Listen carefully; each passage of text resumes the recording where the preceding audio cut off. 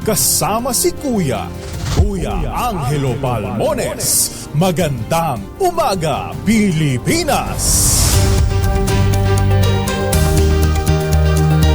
Huwebes na tayo ngayon, ika-14 ng Marso 2024.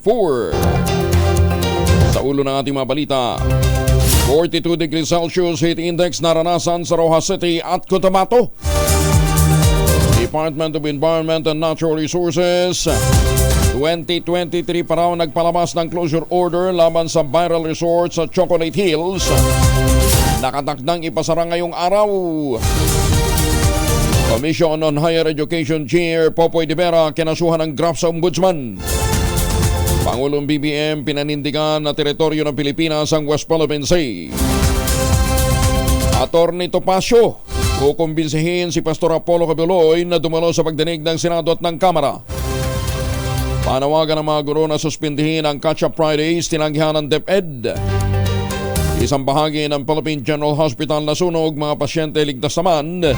Isang sunog pa sa Miglab naman sa Mandaluyong City kagabi. Bagong balita, bagong impormasyon, kasama si Kuya Angelo Palmones. Magandang umaga, Pilipinas! Kasama natin ang buong radyo natin FM Nationwide, ang ating mga action radio station sa Luzon, Visayas at Mindanao. 91.7 BNFM Radio sa Cebu at 94.3 FM sa Jensan. Sa detalye ng ating mga balita, naranasan ang matinding init ng panahon o heat index na umabot ng 42 degrees Celsius sa Rojas City sa Capiz at Cotabato City sa Maguindanao nitong Martes ng hapon. Sa harap ng nararanasang El Niño phenomenon sa bansa. Ayon sa Pag-asa, ang 42 degrees Celsius hanggang 51 degrees Celsius na heat index ay may tuturing ng mapanganib o nasa danger category at maaaring magdulot ng heat cramp, exhaustion at heat stroke.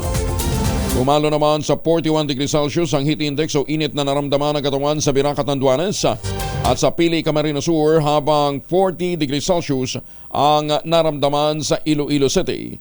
Samantala, tatlong weather system naman ang makakaapekto sa ilang bahagi ng bansa, kabilang ang shear line, northeast monsoon o amihan at easterlies. Ipinasara na ng DNR o Department of Environment and Natural Resources ang resort sa gitna ng Chocolate Hills sa Bohol. 6 na buwan nang nakakalipas. Ayon kay Secretary Yulo ng DNR, inisyuhan na pala nila ng temporary closure order ang Captain's Peak Resort noong pang Setyembre 6 ng nakalipas na taon 2023 at notice of violation dahil sa kawalan ng Environmental Clearance Certificate. Pinai-inspeksyonan ng DNR sa Provincial Environment and Natural Resources Office o PENRO ang resort para malaman ang kanilang compliance. Sa ilalim ng Proclamation 1037 ng dating Pangulong Fidel Ramos, idiniklarang National Geological Monument at Protected Landscape ang Chocolate Hills.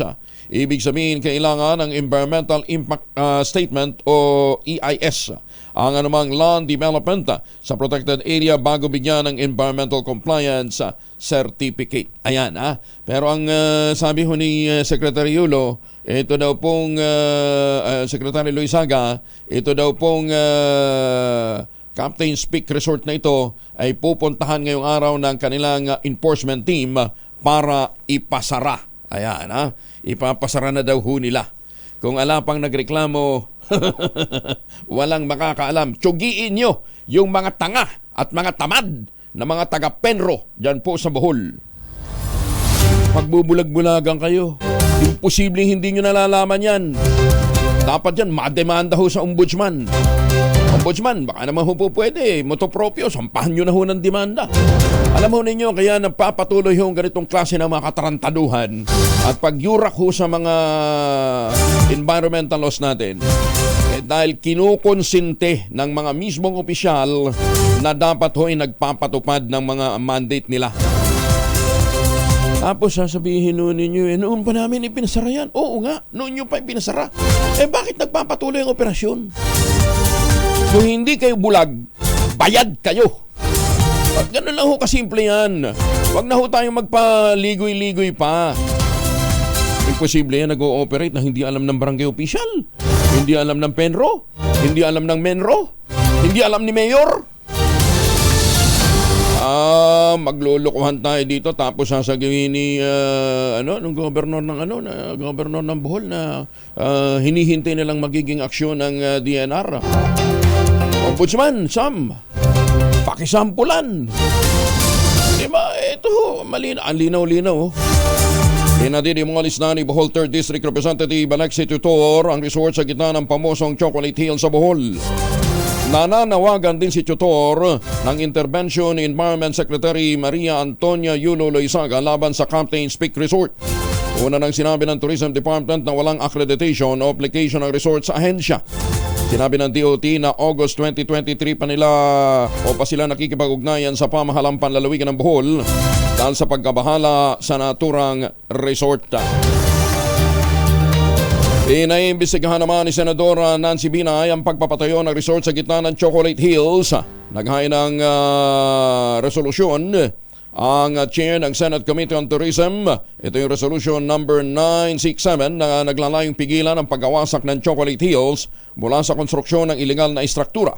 Ayon kay Binay, nakakagalit, nakakadurog ng puso na may mga resort na tulad nito na dapat ay pinoprotektahan ng gobyerno. Tanong pa ng Senadora kung may pro-environment mindset ang mga concerned agencies, bakit nakapagtatayo ng resort sa isang classified natural monument at protected UNESCO Geopark? Pinagpapaliwanag ni Binay ang mga kinaukulang ahensya at mga lokal na pamahalaan kung bakit pinayagan ang pagtatayo ng Captain's Peak Resort sa Chocolate Hills. Uminit din ang ulo ng mga netizens sa itinayong resort sa gitna ng Chocolate Hills sa Bohol. Nagdedemanda mga ito ng sagot sa lokal na pamahalaan kung bakit pinayagan ang eyesore na Captain's Peak Resort. Isa sa mga netizen na nagsabi na sa Mount Fuji nga sa Japan, black and white ang signages na malalapit sa mga establishmento upang mapreserda ang ganda nito. Pero sa Pilipinas, sa gitna talaga ng Chocolate Hills, naglagay ng resort na panira sa natural heritage. Mala-Olympic size umano ang laki ng swimming pool sa nasabing resort at meron pang dalawang maliit na pool kung saan 110 pesos ang entrance fee. Ang totoo ho niyan, pinayagan ho ng PAMBI ng Protected Area Management Bureau ang pagbubukas ng naturang resort. At kasama ho ang lokal na pamahalaan sa mga pumayag yan. Hindi naman makakapag-operate yan ng ganyan eh.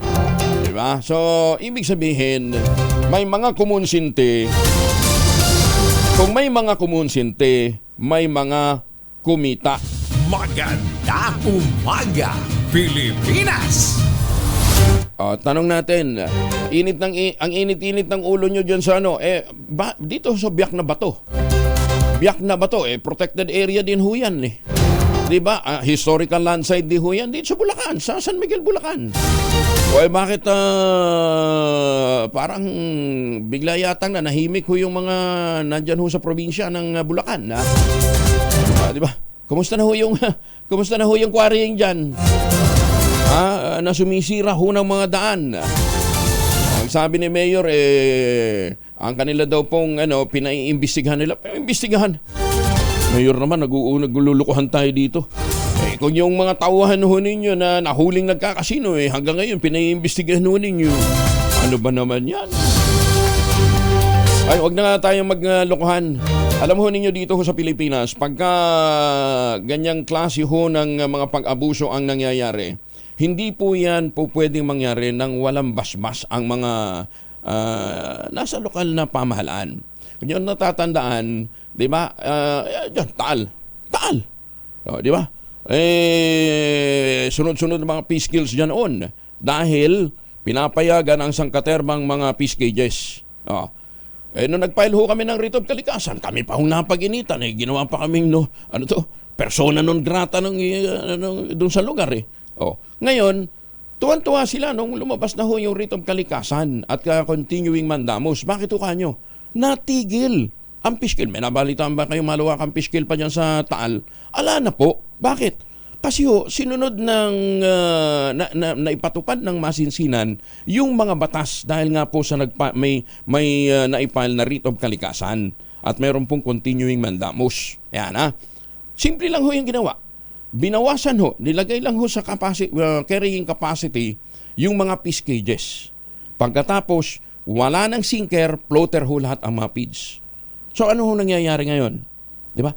Wala nang fish kill. Meron bang mga maliliit-liit, dahil scientific yung naging approach. Bakit to kasi? Yung feeds kasi na bumababa sa ilalim, pagka nagduduong, kasi natural naman yung duong Natural phenomenon yun Yun yung umaakyat at nagkukos po ng oxygen depletion.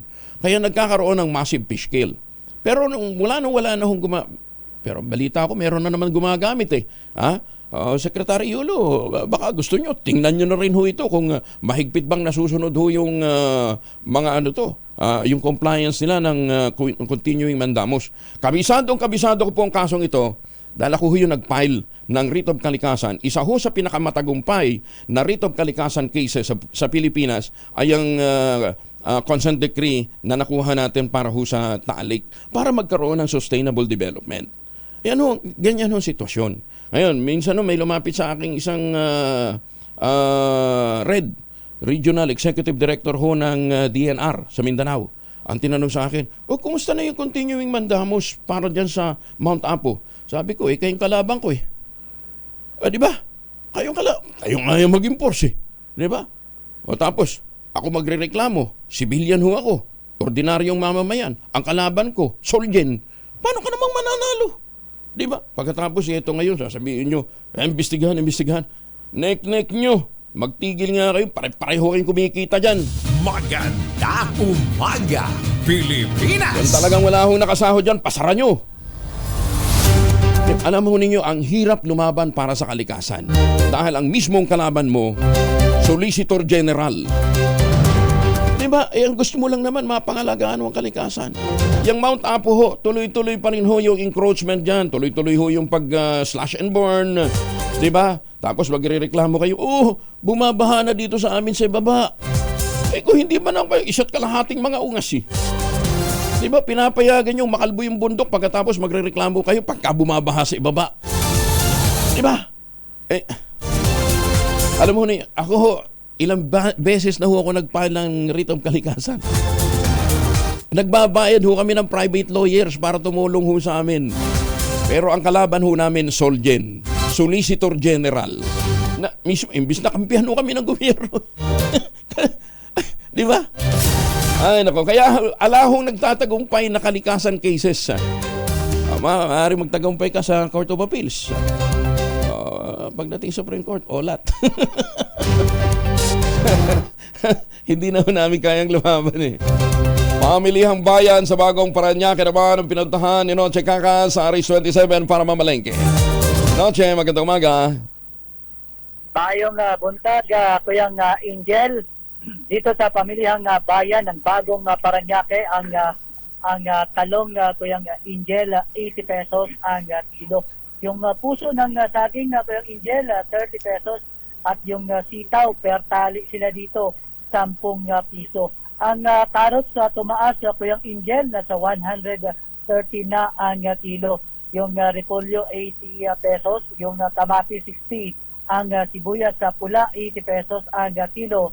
At ang sayote, 60. Kasama na rin natin yung ampalaya na tumaas, nasa 130 na ang kilo. Yung siling labuyo naman, nakapako pa rin sa 100. Kalabasa, 50 pesos per kilo. Luya, 120.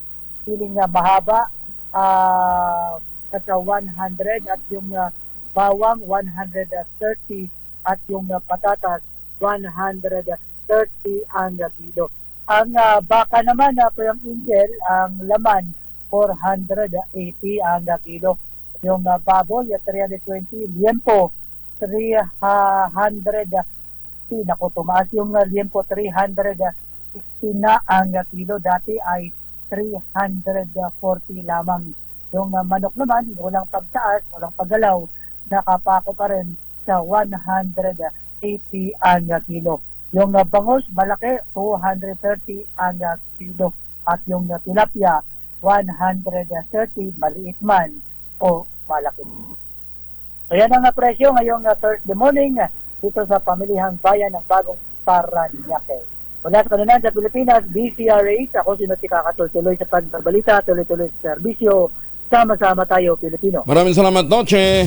Maganda umaga, Pilipinas! 18 na makalipas ang alas 4 mga misi. Sa mga araw ba si Bonso pag-uwi galing ng eskwela abay dahil yan sa germs sa katawan nila. Para labanan ang amoy araw at amoy pawis, gumamit ng Shield Bath Soap regularly. Unbeatable ang Shield sa paglaban sa germs versus another brand. May shea butter na pampalubot ng kutis sa presyong abot kaya 12.50 SRP. Kaya mga misi sa challenge show, subukan ng Shield Bath Soap. Galit sa sakit, may malasakit, sulit na sulit.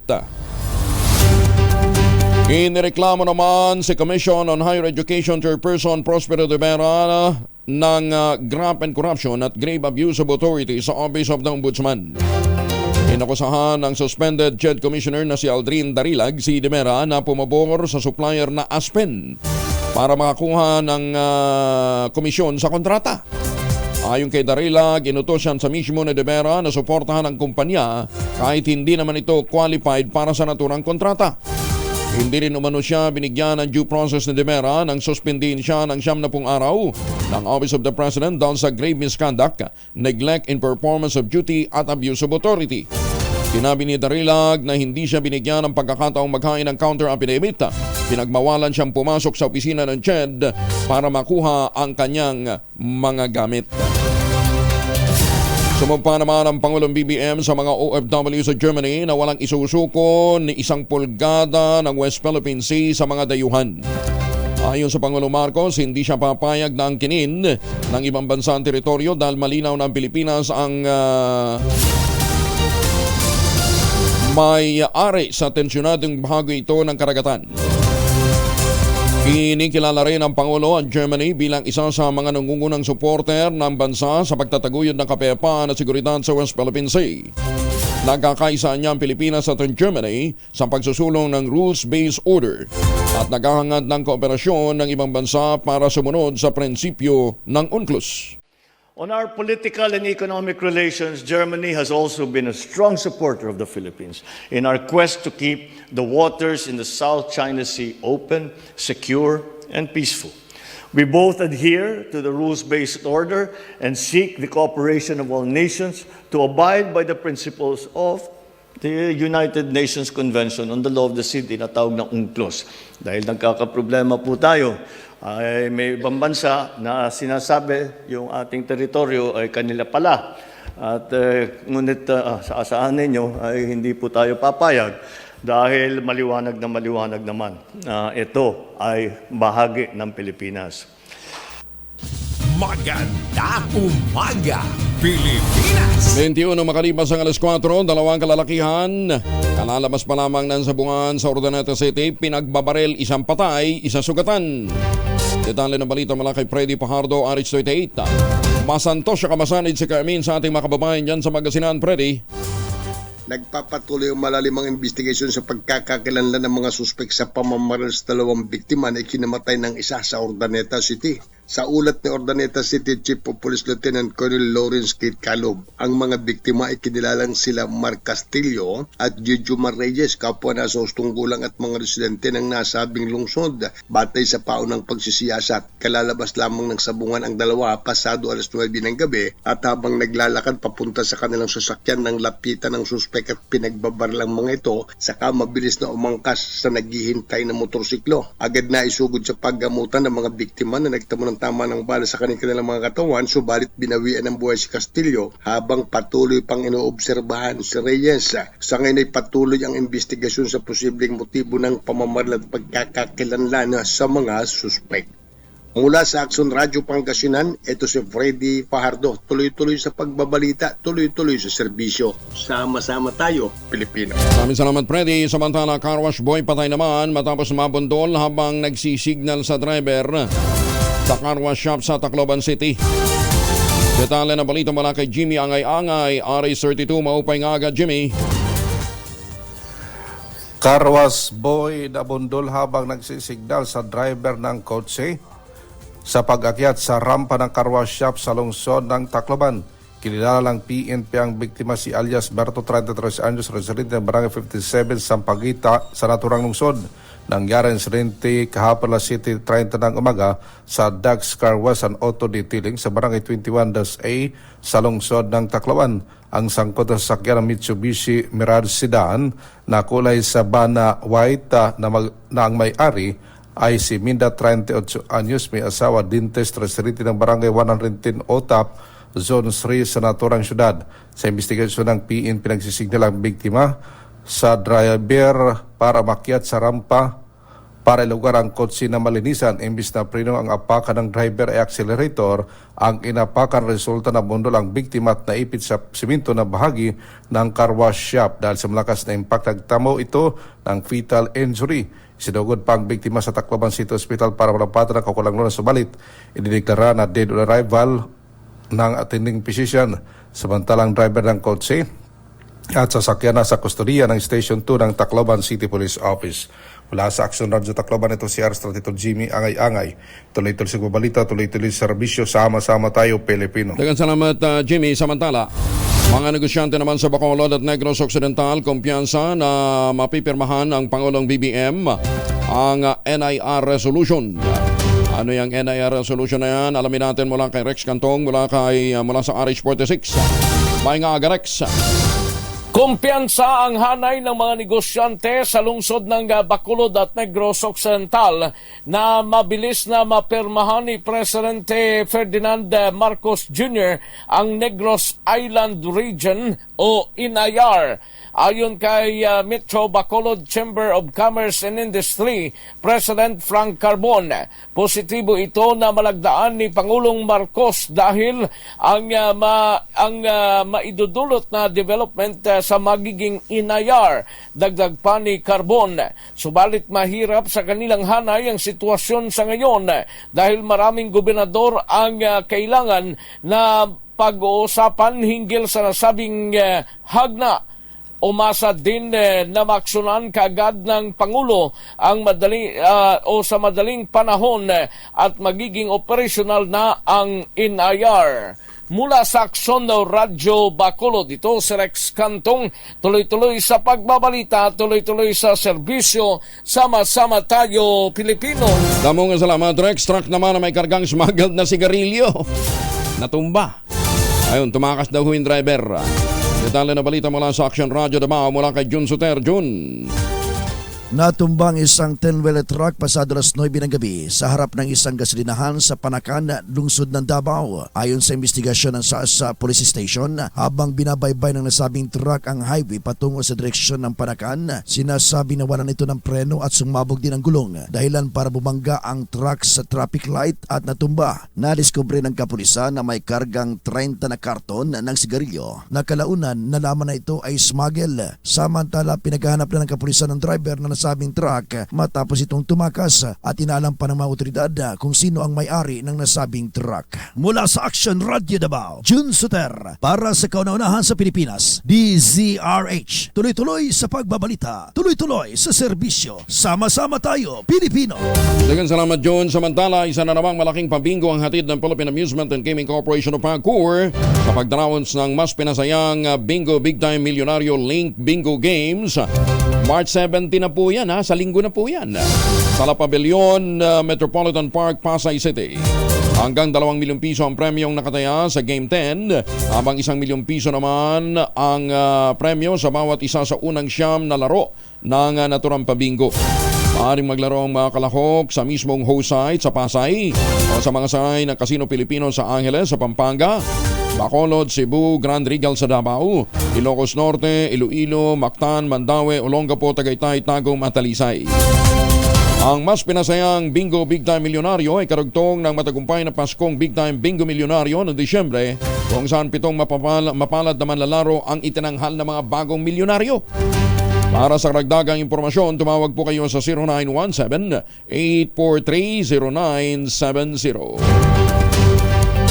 Ay, namahagi daw po si Senator Amy Marcos ng ayuda sa bayan ng Gimba at Monyo City sa Nueva Ecija. Detalye ng balita mula kay Grace Ansano, RH25 Race. Good morning. Angel, maaga pa lang excited na ang halos 2,000 mga benepisyaryo ng AIX. Ito ay yung mga para sa mga mahihirap na mga individual sector ng senior citizens, persons with disabilities, single mother, at iba pa. Dito nangyari yan sa barangay Cavite sa covered court kahapon ng umaga. Sinundan ito sa bahagi ng multipurpose gym na sa Muñoz City. At ito ay nasa 1,000 beneficiary naman sa Muñoz City ang tumanggap ng tig-3,000 piso. Ayon kay Mang Francisco de Guzman ng Barangay Racal sa Muñoz City, isa sa mga senior citizens na may karamdaman na rin at malaking tulong din daw ito para sa kanyang binibiling maintenance medicine.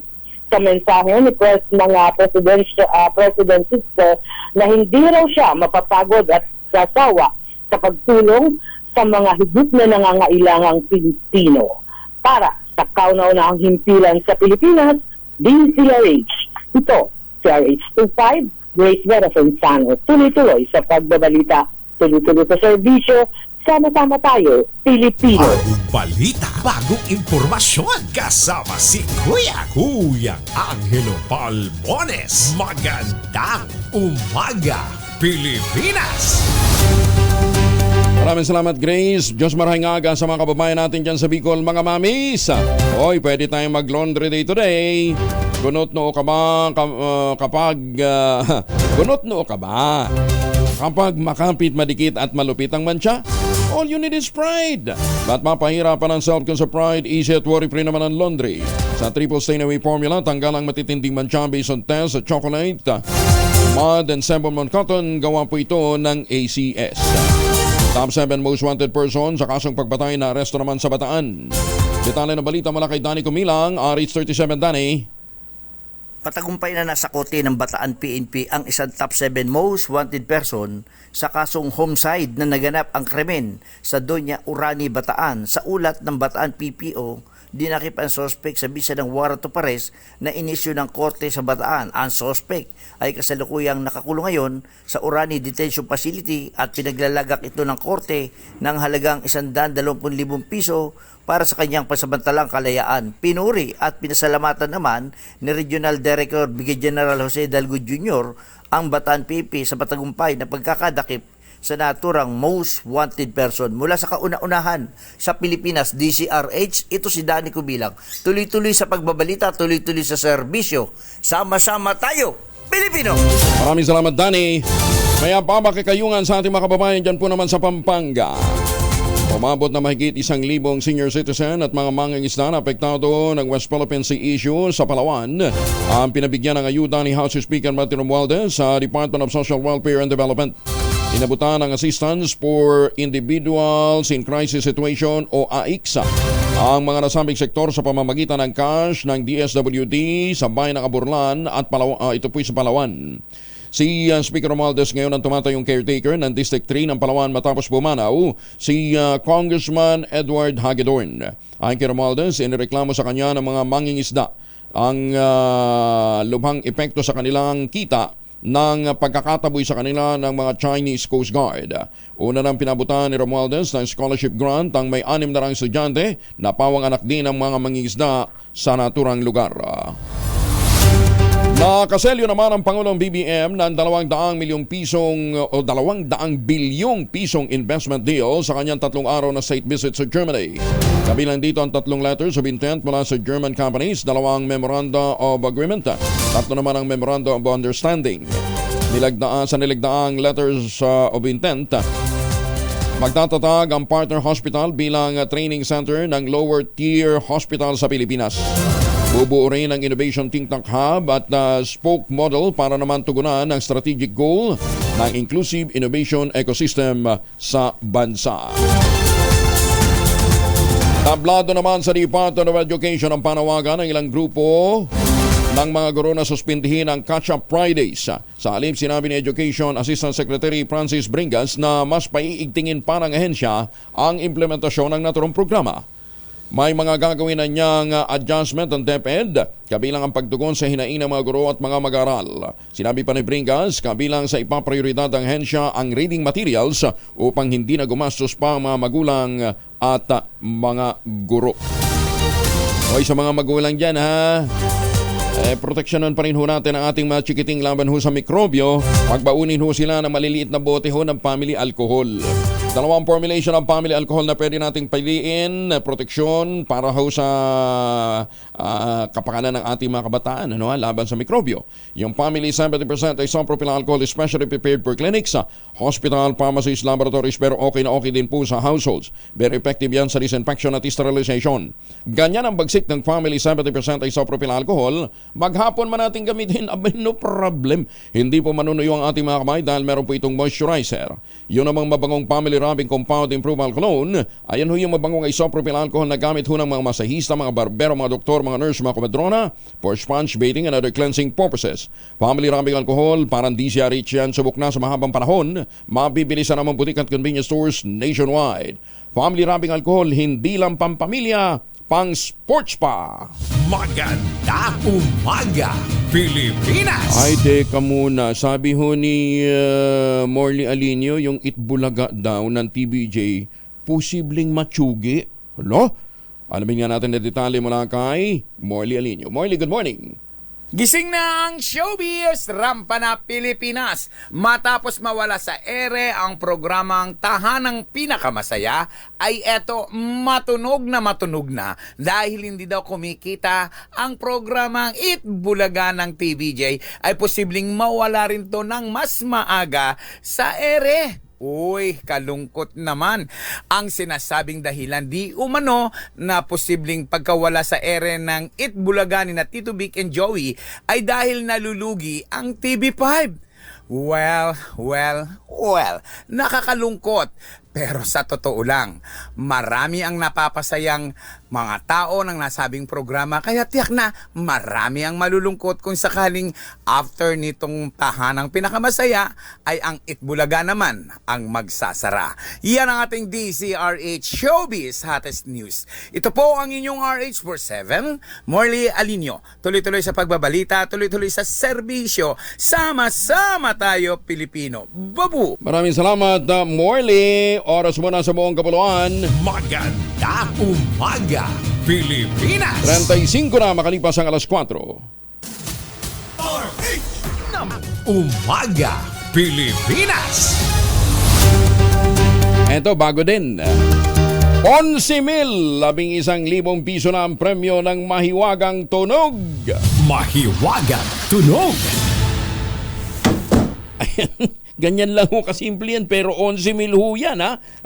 At dito ho, walang 2 beses na mananalo 20 times.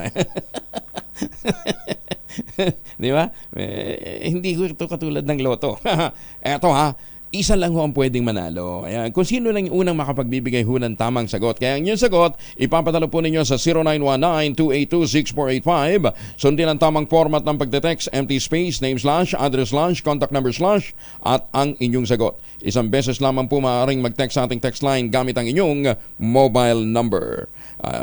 Nakuha na ho yung first item. Ha? So second item na lang ho yung hinahanap po natin. Ang prinsipyo ng P6 ay nahulog o gravity. Di ba? Kinento ko sa inyo. Pangalawang clue natin ay ang tawag dito, geometry naman. Ayan. Angle. Merong sides. Merong hong sides. Ang item number 1 at item number 2. Magandang umaga, Pilipinas! Ay, galingan ninyo para may pambili ho tayo ng tangerine chocolate. Sige na, sagot na ho kayo. Ang tangerine chocolate po ang kauna-unahan namang produkto ng mga magdiniyog dyan po sa lalawigan ng Quezon. Ayan ha, na globally accepted. Ayan ha. Ang tangerine chocolate po ay produkto ng mga magdiniyog, mga magsasaka sa lalawigan ng Quezon. Sa tulong po ni Dr. Helen Tan, yung mga magagandang planting material ng kakao galing Davao, hinakot dinala ho sa Quezon para itanim sa ilalim po ng mga nyugan. Kaya eventually nakapagpo-produce na ho sila ng magandang kalidad ho ng cacao beans para mag-produce ng world-class na dekalidad na tangerine chocolate. Available sa 0919-095-5935. Packaging pa lang panalo na eh. Suportado po ito ng DTI at saka ng DOST. Kaya ito ho talaga ay world-class ang dating. Tangerine chocolate, ang available din po yung mahigit 10 variants sa tangerine-chocolate.ph. I-check nyo na lamang ho doon. Ang sabi nga po ni Dr. Helen Tani, sino bang magbabalasakit sa Pilipino kundi ang kapwa Pilipino? Kaya tangkilikin po natin ang gawang atin. Maganda umaga, Pilipinas! Nagpahayag ng pakikiramay si Speaker Martin Romualdez sa pamilya na ganda sa mga kaibigan at constituent ni Palawan 1st District Representative Edgardo Egay Salbame. Sinabi ni Speaker Romualdez na si Salbame ay hindi lamang simpleng kasama sa trabaho kundi isang pinagkakatiwalaang katuwang na nagsisilbing inspirasyon sa pagsiservisyo sa bayan. Sa gitna ng pagdadalamhati, hinimok na Speaker Romualdez ang bawat isa na kilalanin ang mga nagawa at naging kontribusyon ni Congressman Salbame sa bansa. Magkakasunod ha? Kaya nga umaupo bilang kinatawan ng Palawan 3rd District si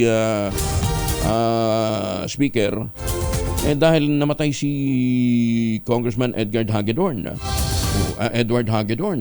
Ito naman, 1st District naman. Si Congressman Edgardo Egay Salbame ang pumanaw. Pinuri din ni Speaker Ferdinand Martin Romualdez ang Pangulong BBM sa walang kapaguran itong paghanap ng pamumuhunan para sa Pilipinas matapos itong makakuha ng $4 billion na pamumuhunan mula sa working visit nito sa Germany. Kasama sa naselyohan sa pagbisita ng Pangulong Marcos sa Germany ang 3 letters of intent mula sa 3 kumpanya sa Germany, 2 memoranda of agreement at 3 memoranda of understanding. Muling iginit ni Speaker Romualdez ang kahalagahan ng dagdag na pamumuhunan sa bansa na lilikha ng trabaho, makapagpapalakas ng produksyon na magpapangat din sa ekonomiya ng ating bansa. Dating Pangulong Digong, hindi daw po naiintindihan ang layunin ng isinusulong na RBH number 7 ng Kamara. Detalye na balita mula naman kay Manang Milky Rigonana, Richweld. Manang Milky. Walang basehan ang naging babala ni dating Pangulong Rodrigo Duterte na term extension ng puntirya ng isinusulong na economic charter change. Ang kay Congressman Muhammad Khalid Dimaporo, chairman ng House Committee on Muslim Affairs, malinaw na economic provisions lamang ang isinusulong na chacha. Sabi ni Dimaporo, pwedeng hindi naiintindihan ni dating Pangulong Duterte kung ano ang nangyayari sa Kongreso. Kinumpirma din ito nila Union Representative Francisco Paulo Ortega dahil purely economic chacha ang pinag-uusapan sa Senado man o sa Kamara. Dagdag pa ni Ortega sa naging debate ng Committee of the Whole at sa plenaryo ng Kamara, walang natatalakay na politikal o pagpapalawig sa termino ng mga opisyal. Nababahala naman si Aklan Representative Teodorico Haresco na makakaapekto ang naging pahayag ni Duterte. Sa nakalipas anyang biyahe ni Pangulong Bongbong Marcos, aabot sa $1.7 billion ang potensyal na investments, pero dahil nga sa mga paratang ng dating Pangulo, baka daw may mga umatras na mga mamumuhunan. Para sa kauna-una sa Pilipinas, DCRH, ako si Milky Rigunan. Tuloy-tuloy sa pagbabalita, tuloy-tuloy sa serbisyo, sama-sama tayo, Pilipino. Bagong balita, bagong impormasyon, kasama si Kuya Angelo Palmones. Magandang umaga, Pilipinas! Nasunog ang ilang bahagi ng Philippine General Hospital sa Padre Paura Street, Malate, Maynila kahapon. Ayon sa Bureau of Fire Protection, nagsimulang kumalat ang apoy sa wards 1 hanggang 3 dakong alas 3:11 ng hapon. Napula dakong alas 4:30 na. Dahil naman sa sunog na umabot sa ikalawang alarma, inilikas sa mga cancer patients na sa labas ng ospital. Inilipat sa iba pang panggamutan na nasa ilalim din ng Department of Health. Samantala, walang naitalang nasugatan sa sunog habang patuloy pang inaalam ng Bureau of Fire Protection ang pinagmula ng apoy at halaga ng pinsala. Ingat-ingat ho tayo dahil pagka ganito ho talagang panahon ho ng tag-init, talagang usong-usong sunog.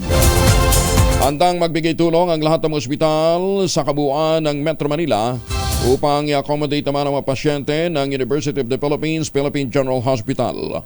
Ito matapos na sumiklab ang isang sunog sa main building ng PGH dakong alas 3 ng hapon. Ayon sa DOH Emergency Management Bureau, inalerto na nila lahat ng mga ospital sa National Capital Region tungkol sa naturang insidente. Kung inumpirma nilang handa naman ang mga ospital na tumanggap ng mga pasyente mula sa nasunugang ospital. Samantala, sinabi din ng PGH na dahil sa nangyaring insidente, tatanggap muna sila ng mga pasyenteng o hindi muna sila tatanggap ng iba pang mga pasyente maliban lamang sa mga pasyenteng life-threatening ang kondisyon dahil kasalukuyang isinasailalim sila sa code triage. Ayun, hintayin ho natin ha. Yung iba pang mga update tungkol ho sa sunog na yan mamaya kay Boy. Pinalagaan ng Pangulong Bongbong Marcos ang tirada ni dating Pangulong Rodrigo Duterte na pasya lamang ng pasyal ang Pangulo. Papanayam sa Germany, pinakita ni Pangulong BBM sa media ang kanyang schedule sabay ng sabing nasaan yung pasyal. Ayon sa Pangulo, busy ang kanyang schedule kaya hindi siya makapamasyal at hindi mapuntahan maski ang mga dati niyang pinupuntahan. Sinabi pa ng Pangulong Marcos na hindi niya pinipersonal ang pahayag ng dating Pangulo at kaya niyang paghiwalayin ang trabaho sa personal issues. Umabot na sa 25 foreign trips ng Pangulong Marcos sa 17 bansa simula na ito'y maupo sa pwesto noong 2022. Magandang umaga, Pilipinas! Nalilitaw mano ang Pangulong Bongbong Marcos sa pabago-bagong opinyon sa kanya ng dating Pangulong Rodrigo Duterte. Ayon sa Pangulo, kailangan niya pang araling mabuti ang mga pahayag ni Mayor Digong para maintindihan niya ng husto. Nilinaw naman ang Presidente na hindi niya pinapersonal si Mayor Digong sa kabila ng mga tirada nito sa kanya. Una nang sinabi kasi ng Pangulo na hindi niya tinawag na adik ang Pangulong BBM pero sa prayer rally sa Maynila nitong Martes, sinabi niyang may toyo sa ulo ang Pangulo at pasya lamang ng pasyal.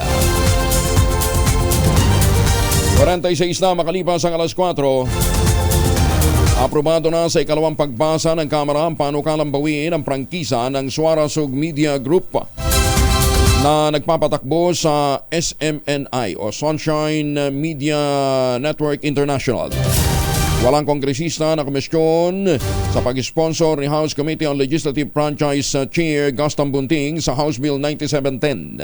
Sinabi ni Tambunting na lumabag sa prangkisa ang SMNI dahil sa lantarang red tagging, fake news, pagpapalit ng ownership na hindi bumibisi naman lamang sa Kongreso. Ayon pa sa mababatas, kailangan pa ng approval ng Senado bago tuluyang bawiin ang prangkisa ng SMNI. Hindi daw totoo na may nanalo ng 20 beses sa isang buwan sa halip isang tao lamang ang nag-claim para sa 20 nanalo. Ito naman ang naging paglilinaw ni PCSO General Manager Mel Robles ukol sa naging kontrobersiyang ililantad ni Senador Rapi Tulfo sa manoy mananaya na nanalo ng 20 times. Sabi ni Robles, hindi naman kailangan ng claimant na siya ring maging winner. At talagang ganito po ang kalakaran kahit noon pa.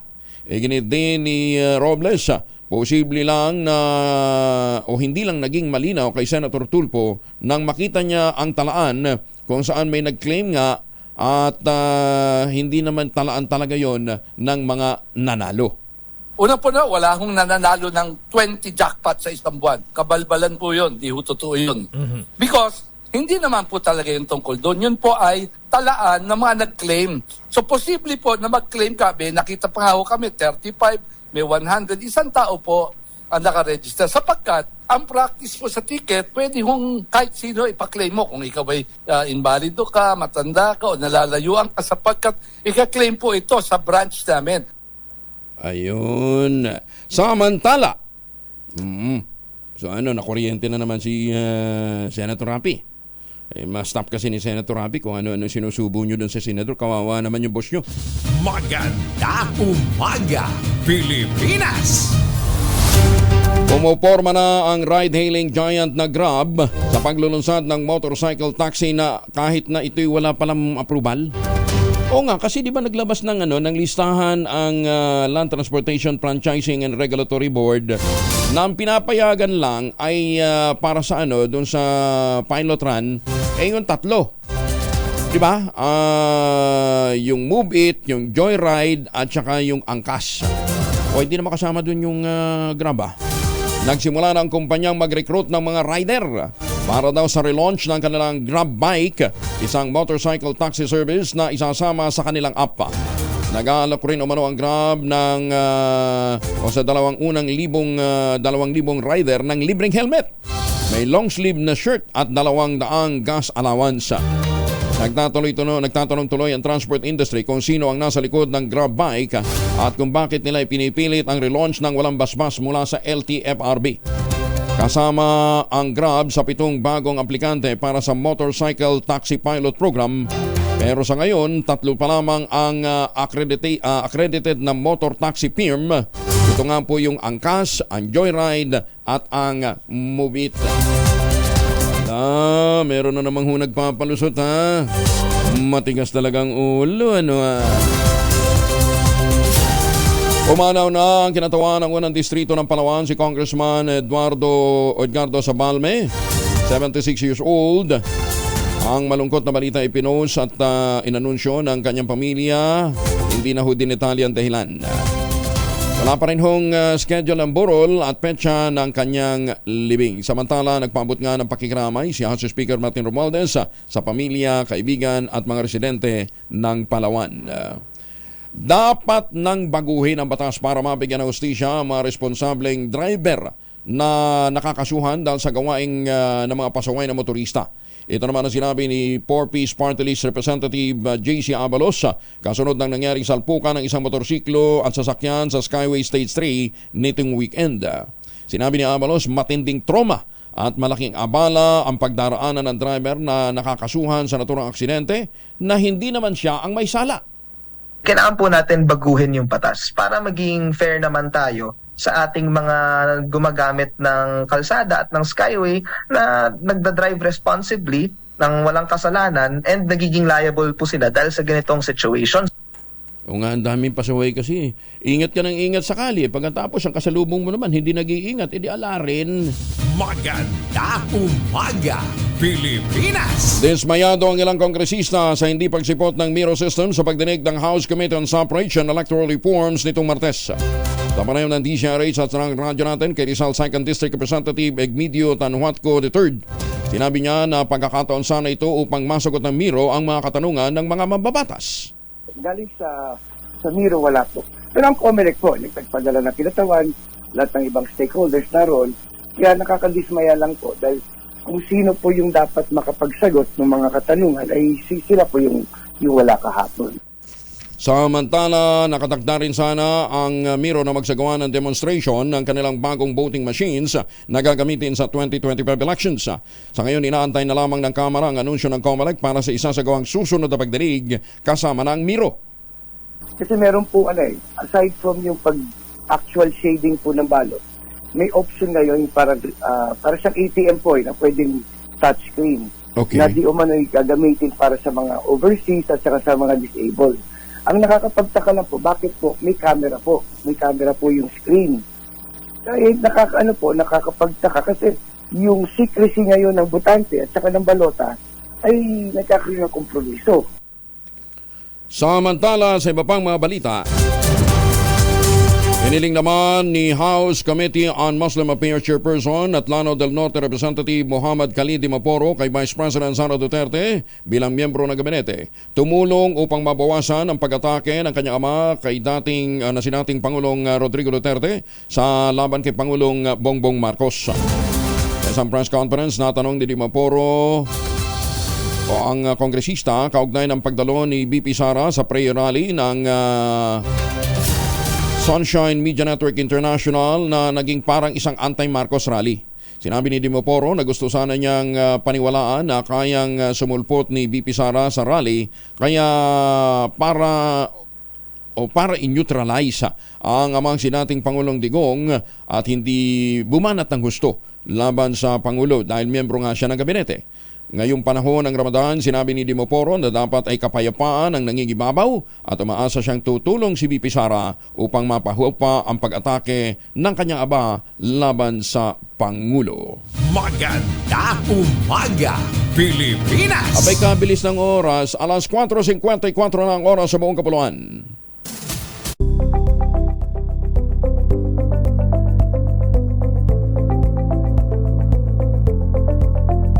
Umaga, Pilipinas! Abangan nyo mamaya, lakasan nyo ng radyo, no? Radyo nyo. TV. Kasi nag-iikot na si Sherwin. Mamaya, sasabihin natin kung saan lugar siya nagpunta, ha? Magandang umaga ho sa inyo. Magandang magising nyo. Siguro nakaulita bayo kayo. Para ho magandang gising natin, dapat magkaroon ng magandang tulog. Ang Ultabayo po ang kauna-unahang postbiotic food supplement na tumutulong para ma-achieve ho natin yung desired level ho ng tulog. Diba talaga malalim na tulog para ho tayo nakakapagpahinga? Kasi ho, pagka nakakapagpahinga ho tayo, ang utak naman, itinataboy ho yung mga toxin sa ating katawan para bukas, paggising natin, recharge tayo. Tsaka napapalakas ang ating immune system. So may mga katanungan pa ho kayo kung paano ho makikinabang sa Ultabayo at masagot din po inyong mga health concerns, mag-text ho kayo sa ating mga medical experts. Nakastambay na po sila sa 0917-110-6580. Ulitin natin ha, 0917-110-6580 para po sa inyong mga health concerns. Ang Ultabayo po ay kauna-unahang postbiotic food supplement na rehistrado sa Food and Drug Administration at nirerekomenda ng mga doktor. Ginamit na halimbawa ni House Committee on Muslim Affairs Chair at Lanao del Norte 1st District Representative Muhammad Khalid Dimoporo ang naganap ng pananambang sa kanyang probinsya upang ipakita ang kahalagahan ng mareforma ang edukasyon sa bansa at matutugunan umano ito sa pag-ambyenda sa konstitusyon. Ang tinutukoy ni Dimoporo ay ang pananambang ng mga teroristang grupo sa Dawla Islamiyah Maoti Group at ang mga tinambangan ng mga sundalo noong Pebrero kung saan 6 na kawal ang nasawi. Ang nasa likod umano ng pananambang ay mga edad 15 anyos lamang na hindi man lamang marunong magsalita ng Tagalog. Sinabi pa ni Dimoporo, mahirap mareforma ang edukasyon dahil sa limitadong pondo, kaya't nais ng Resolution of Both Houses number 7 na payagan na madayuhang mamumuhunan na pumasok upang matugunan ang naturang problema. Naniniwala din si Dimoporo na hindi matutugunan ng military solution ang problema sa BARM. Suportado naman ng Germany ang Pilipinas sa ginagawa nitong pagbibigay ng proteksyon sa karapatan nito sa pinag-aagawang teritoryo sa West Philippine Sea. Alinsunod sa international law ayon kay Speaker Ferdinand Martin Romualdez. Sa isang joint press conference ni Pangulong Bongbong Marcos at German Chancellor Olaf Scholz, iginiit nila na mahalaga na mangibabaw ang international law, partikular na ang United Nations Convention on the Law of the Sea o UNCLOS. Iginiit din ng Pangulong Marcos na tutugunan ang isyu sa pamamagitan ng dialogo at konsultasyon, pero iginiit nito ang karapatan ng bansa sa pinag-aagawang teritoryo. Uy, pero alam ba ninyo, si Marian Rivera mas nagiging relihiyosa daw? Yan naman ang chika sa atin ni Gorgie Rula. Gorgie, good morning! Alam niyo bang mas naging relihiyosa ngayon si Marian Rivera ngayong pagkatapos bumuhos sa mga blessings sa kanila ni Ding Dong Dantes? Ang sabi ni Marian, mas marami raw siyang ipagpapasalamat sa Panginoon at wala na raw siyang mahihiling pa. Kahit halos araw-araw ang trabaho ng GMA Primetime Queen at Box Office Queen, sinisikap niyang makauwi na gising ang kanyang mga anak para sabay-sabay daw silang magdarasal bago matulog. Nakatsikahan namin si Marian sa nakaraang media launch ng bagong endorsement niyang Barley sa I Am Worldwide noong Martes at tinanong namin siya kung ano ang madalas na ipinapayo niya sa kanyang mga anak na sina Zia at Sixto. Heto ang pahayag ni Marian Rivera. Blessed sila kung anong meron sila. Makontento sila kung anong binibigay ni Mama at ni Dada sa kanila. At lahat ng ito ay hindi talaga, alam mo yun, hindi ito pang matagalan. Lahat ito ay permanent lang sa mundong ito. At ang maganda niyan, yung totoong i-ay mo at talagang inugusto mo, yung relationship mo sa taas. Kasi lahat ng ito ay baliwala kung hindi magandang relationship mo sa taas. Yan ang pahayag ni Marian Rivera.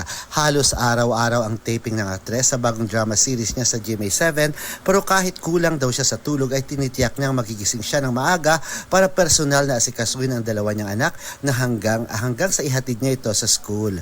Mula sa kauna-unahan sa Pilipinas, DZRH, ito po si Gorgie Rula, tuloy-tuloy sa pagbabalita, tuloy-tuloy sa serbisyo. Sama-sama tayo, Pilipino. Maraming salamat, Gorgie. Ay, at sa ating mga suki dyan po sa Central Luzon, huwag natin kalimutan yung alok ko sa atin ng Westchester Realty, ha. Tuloy po yung 20,000 pesos all-in down payment. Yan po ang pinakamurang ready for occupancy unit sa housing industry with easiest term. Abay, 5% lamang down payment, pwede pang gives. Kahit ano pang inihintay po ninyo, ito pa rin ang pangarap na magkaroon ng sariling bahay sa presyong abot kaya.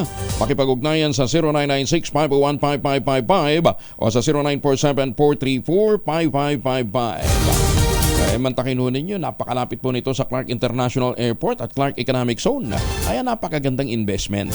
Plus, meron pa ho kayong chance manalo ng libre 342. Pwede ho kayong pumunta ng Japan para dumalo sa Sakura Festival.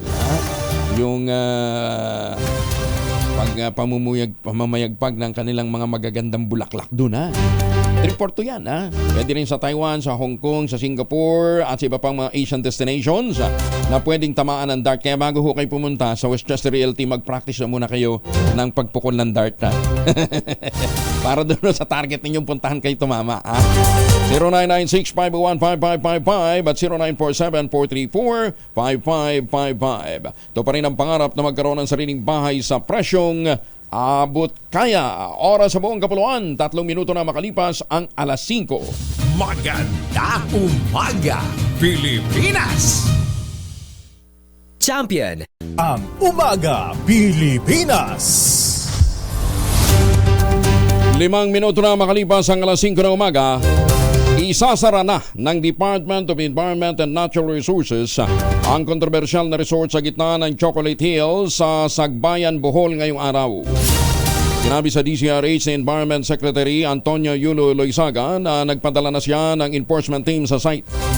Nagtataka naman ang kalihim kung bakit bukas pa rin ang Captain's Peak Resort samantalang noon pang Setyembre ng 2023 naglabas ang DNR ng temporary closure order. Sa pamamagitan ng Resolution Number 20 Series of 2022, inaprobahan ng Protected Area Management Board ng DNR Bohol ang pagpapatayo ng resort sa gitna ng Chocolate Hills. Nakasaad sa resolusyon na wala namang panganib sa kapaligiran ang naturang proyekto gayon din sa publiko. Kabilang sa pinayagan ng PAMBI na itayo sa Chocolate Hills ang swimming pool na may slides, shower area, dressing room, 10 cottage, 1 function hall at 10 rentable room.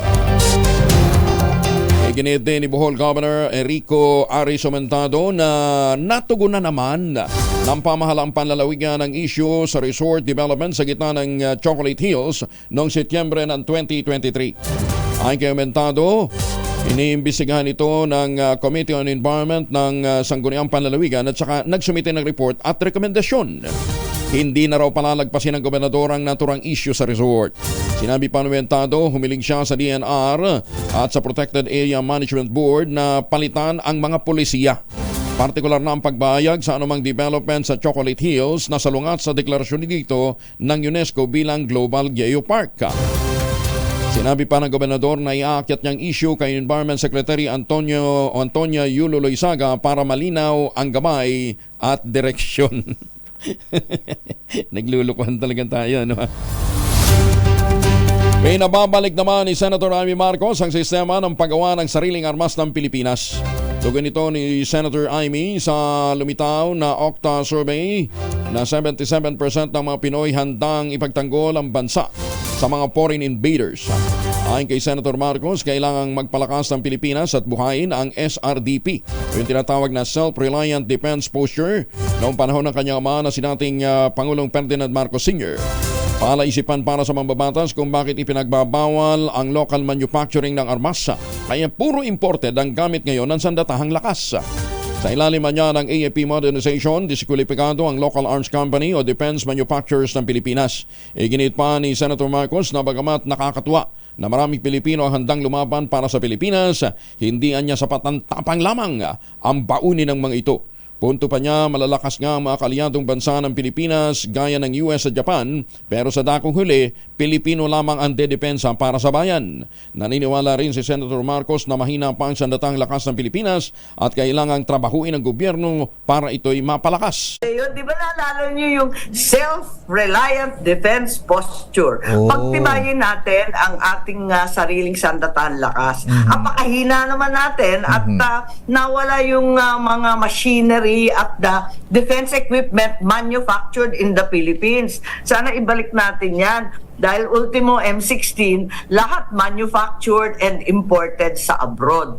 Dapat ibalik natin yung mga... Dati gumagawa na tayo ng mini cruiser Kung maalala mo tapos ina-export pa sa sa Middle East, Southeast Asia. Meron pa tayong mga patrol boats. In fact, pumasok na tayo sa missile Meron na tayong bongbong missile nun. Ngayon, wala na, zero na. Ibalik natin yon.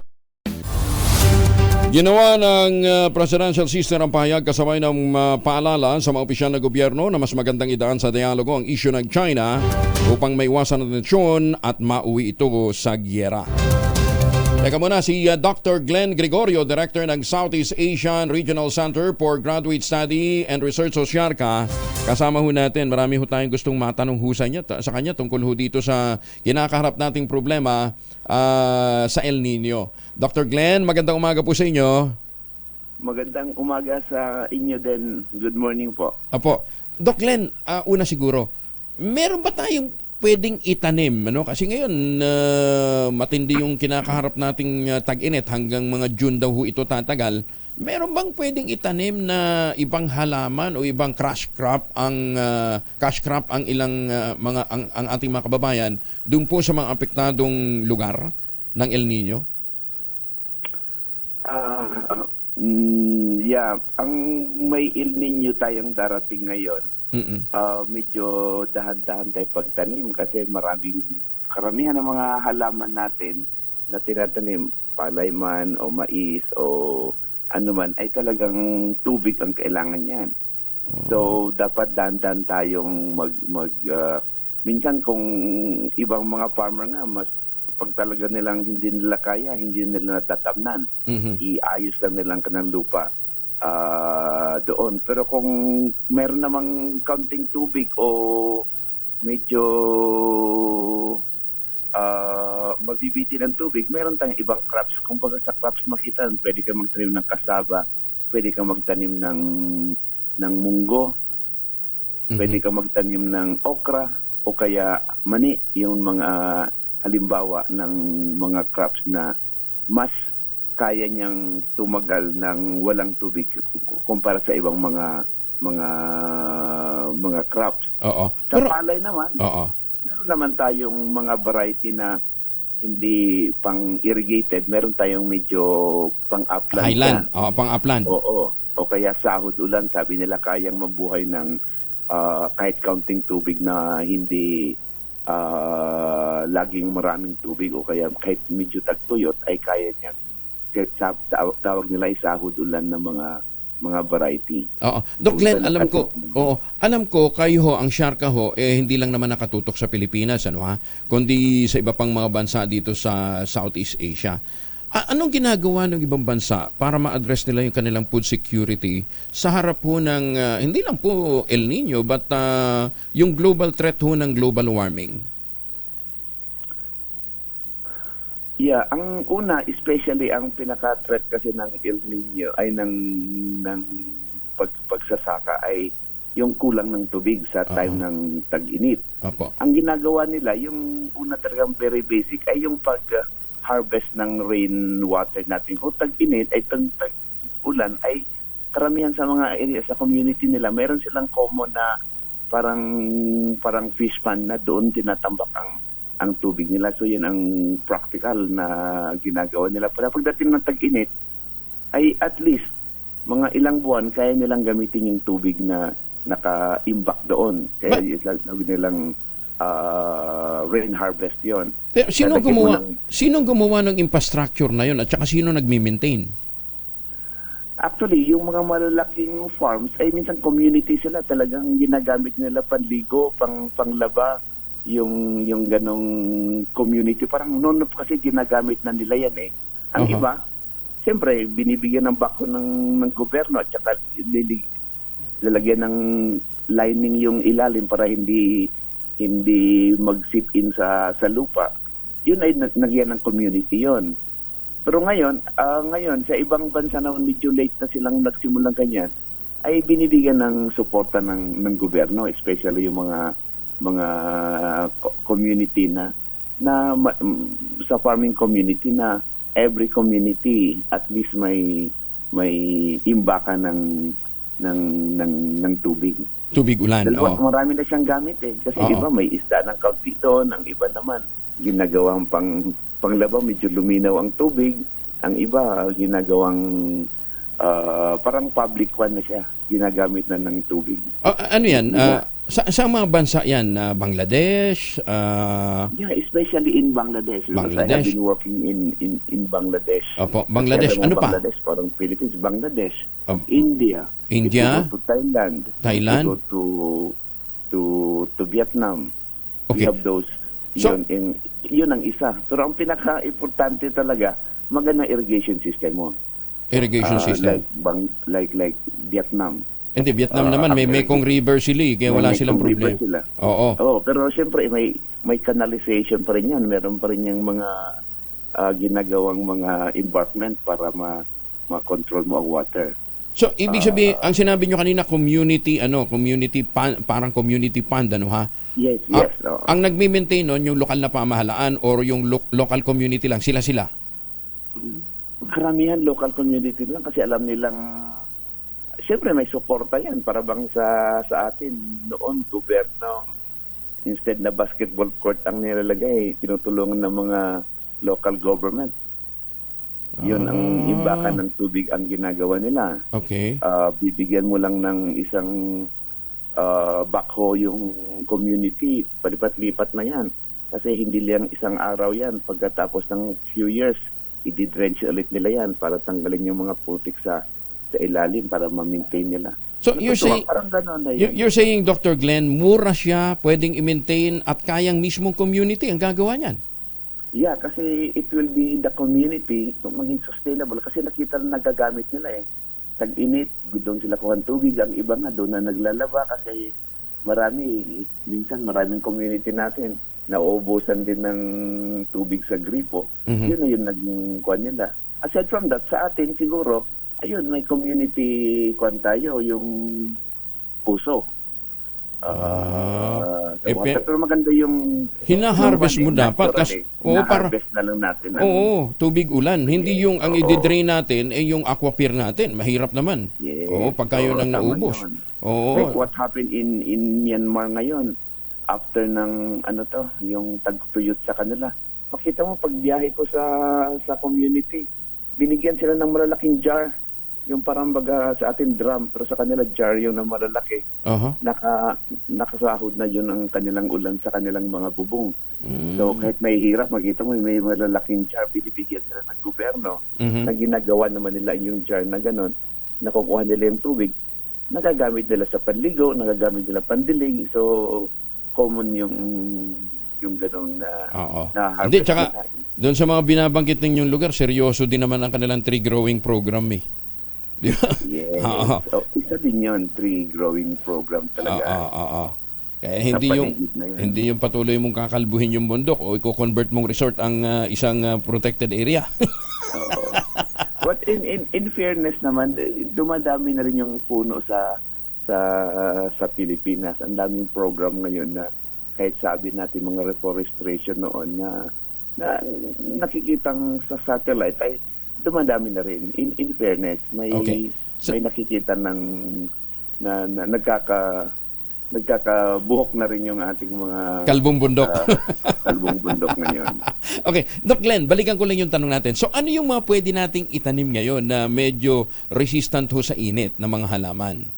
Para naman may alternative activity, may alternate crop, yung pong ating mga magsasaka. Yeah, limited ang mga kaya talagang ang nakita kong, ako kasi agronomist ako, plant breeder ako, nakikita ko ang unang available natin ay sa lahat ng crops na available ay kasaba. Kasaba. Ang pinaka-kuantro, kasaba, may pwedeng okra, sitaw, mani. Aha. Saka Mani, yan, di ba? mani. Hindi, di ba mangangailangan pa rin ng tubig yung mani? Yeah, pero mas konti. Mas kaunti kaysa iba. Pero ang sinasabi ko, at saka sa isang sumunod kasaba, may variety ng kasaba na mas matibay.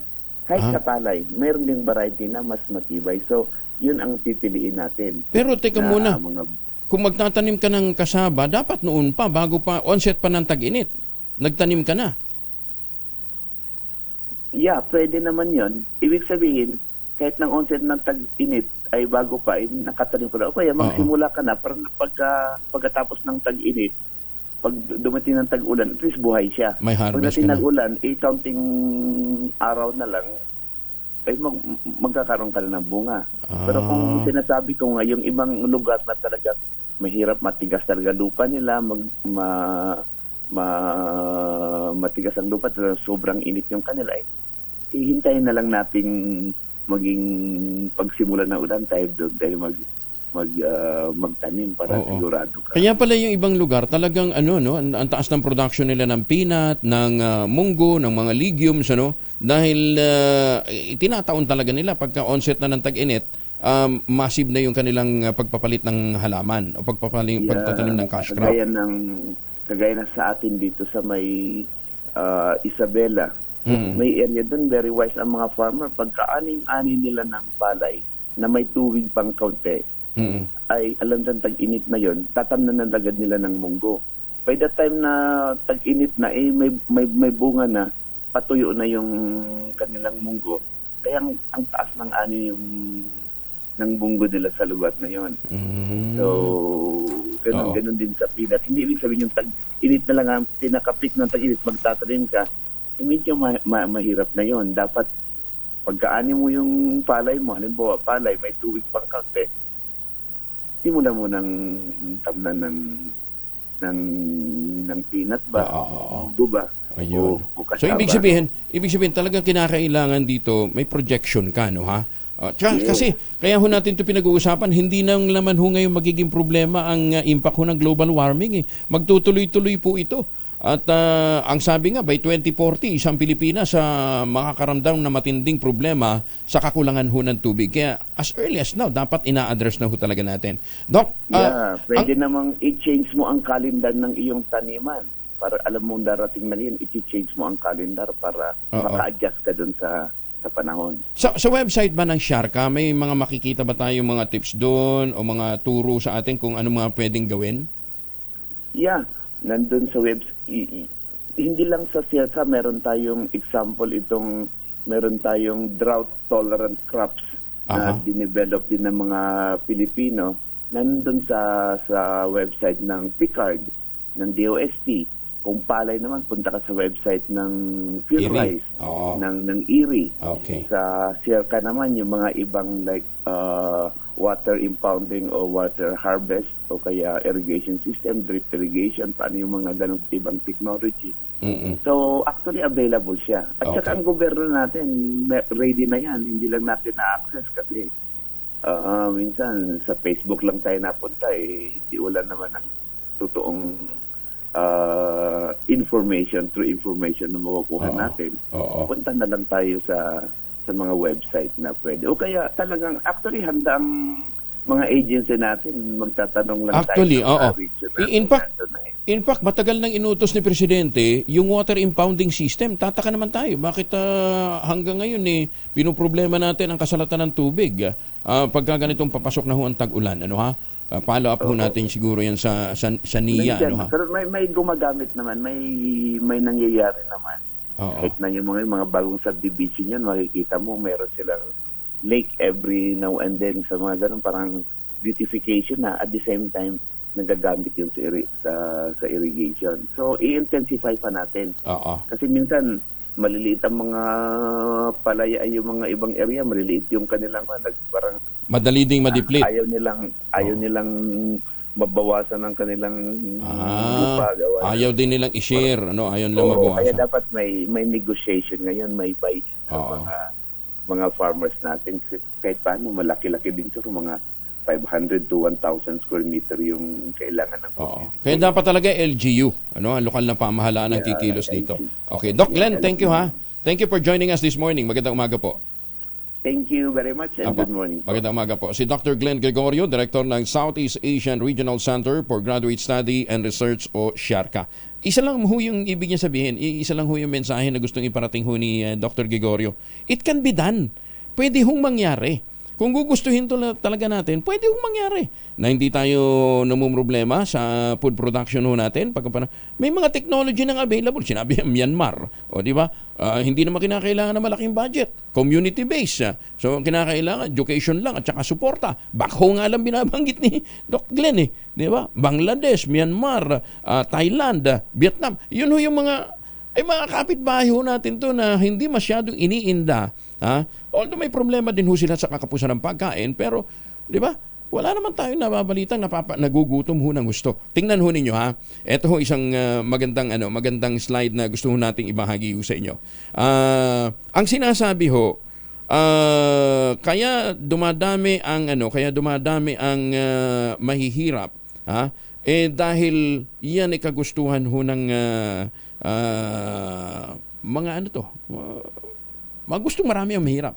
Ikumpara natin, pakita nga natin yung slide na RHTV. Nung, anong taon ba yun? Nandali, nawawala ako Nawala doon sa listahan ko Ayan Nung 20... Ayun. Ayan.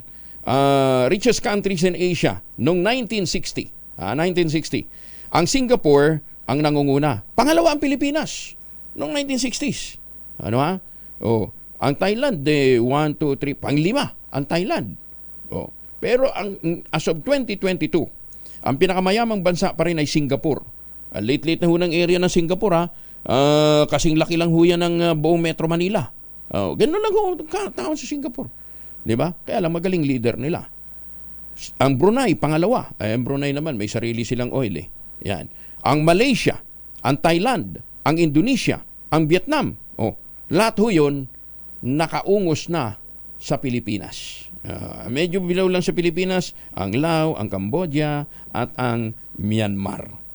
Ay, naku, kawawa talagang Pilipino, Maganda umaga, Pilipinas! Dalawa po naman ang formulation ng family alcohol na pwede nating pagpilian, pero mamaya bibigay ho natin yan. Kausapin muna natin si Benny Estrella mula sa Pag-asa. Benny, good morning!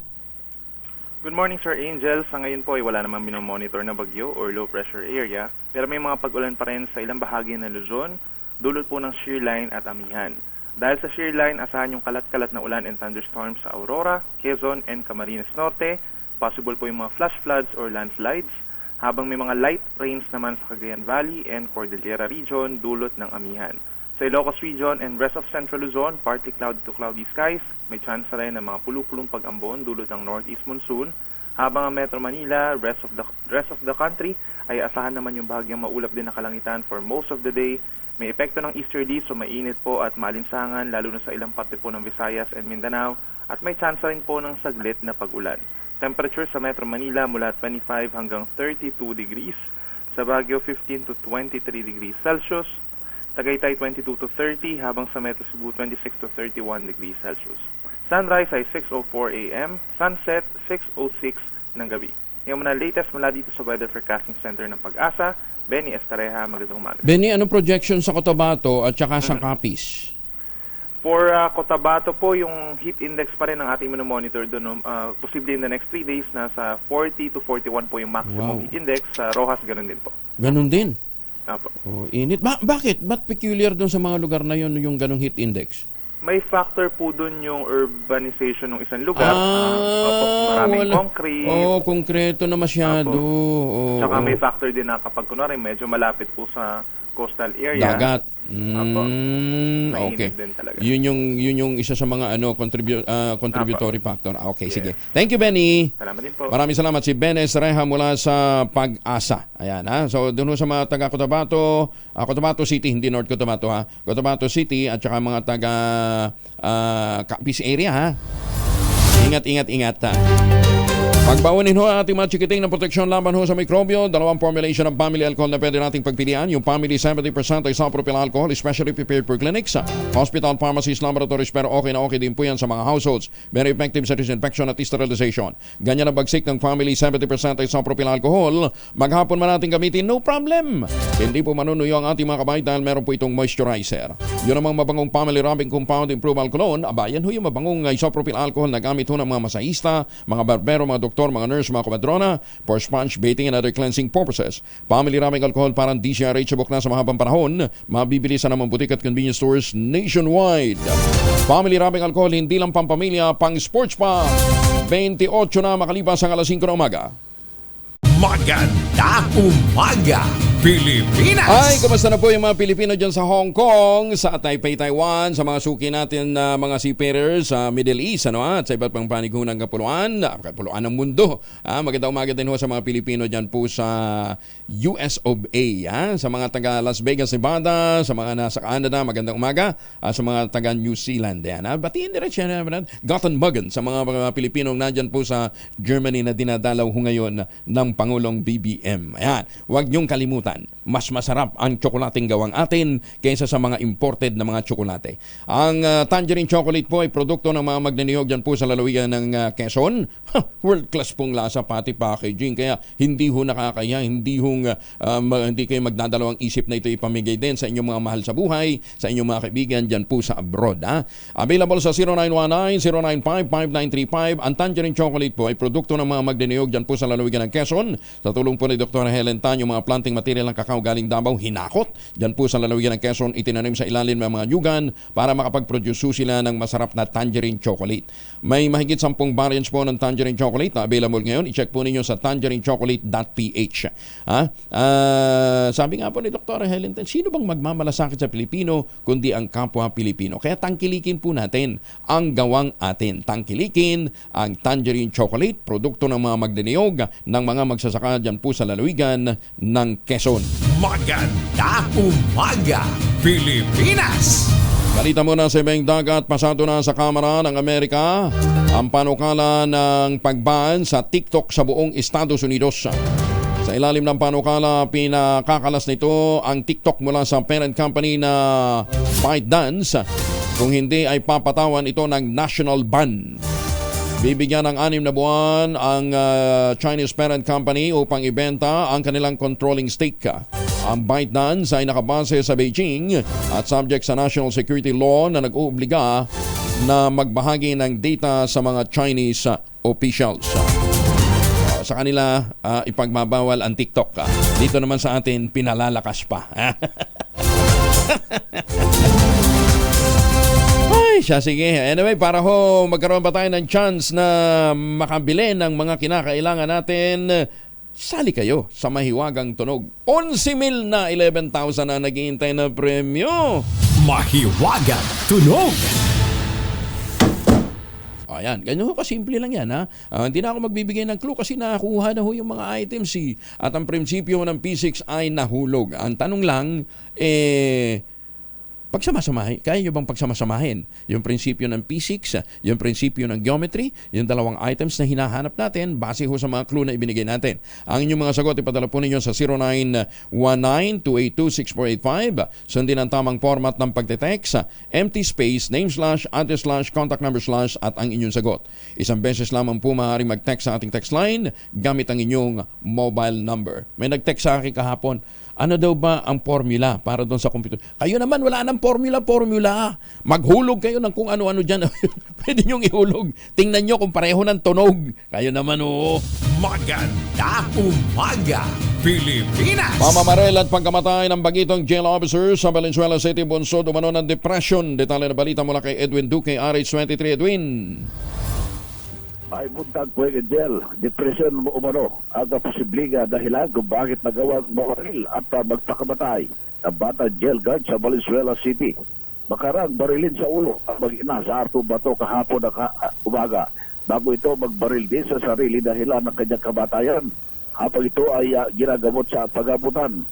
Ayon kay Police Colonel Salvador Destora Jr., dalawang magkasunod na kasong Violence Against Women and Children Act at administrative case ang kinakaharap dahil sinampan ito ng kaso ng itong batang guard na si Mel, 27 years old, ng dati nitong kinakasama at anak din ng kanyang binaril.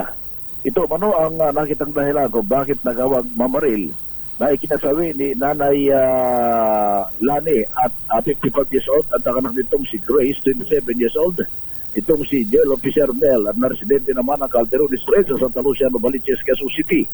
Una pa nung nagkaroon ng pagtatalo kahapon sa pagitan ng dalawang biktima sa bahay nitong si Nanay Leni sa Arco Pastos Valenzuela, kaugnay sa isa manong karelasyon ng kanyang anak na isang lalaki hanggang magtalo at bumunot ang baril itong si Mel dahil hindi ito pinapasok sa bahay. Nabaril na sa ulo itong si Nanay Lani at ang anak nito na dahilan ng kanilang kamatayan. Base sa impormasyon, nakatalaga si Mel sa BJB School sa Kabagong Diwa sa Taguig. Sa ngayon ay tuloy-tuloy pa rin naman sinasagawang investigasyon ng pulisya para luminaw ang dahilan ng krimen na naging dahilan ng pagkamatay ng 3 biktima. Wala pa rin sa kanan sa Pilipinas, di sa rin sa Kusares 23. Edwin Duque, tuloy-tuloy sa pagbabalita, tuloy-tuloy sa serbisyo. Sama-sama tayo, Pilipino. Maraming salamat, Edwin. Hala, anong nangyari doon sa kanyang neuropsychiatric examination? Di ba kung ito'y dumaan sa tamang neuropsychiatric examination bago naging jail officer at bago nabigyan ng baril, bakit ganun siya bumigay sa depression? Maganda umaga, Pilipinas! Centenarian na lola muling tumanggap ng 100,000 piso sa kanyang ika-100 at 1 taong birthday sa Taguig City. Detalye na balita mula kay Noche Kakasari, 97 Noche. So yung Angel muling nakatanggap ng 100,000 pesos na bilang birthday cash gift si Lola Francisca Damaso sa kanyang ika-101 years old mula sa Barangay Bagong Bayan sa Taguig City. Personal na inabot ni Taguig City Mayor Lani Cayetano ang 100,000 piso na pa-birthday ng lungsod sa Centenarian sa pamamagitan ng Office of Senior Citizens Affairs ng Taguig. Ang mga Centenarian ng lungsod, kagaya umano ni Lola Francisca, ay patuloy na makakatanggap ng 100,000 pesos sa susunod pang mga taon hanggang sila ay nabubuhay. Ayon pa sa OSCA, makakatanggap rin ang mga seniors na 3,000 hanggang 10,000 pesos na birthday cash gift depende umano sa kanilang age bracket sa bisa ng City Ordinance number 25 Series of 2016.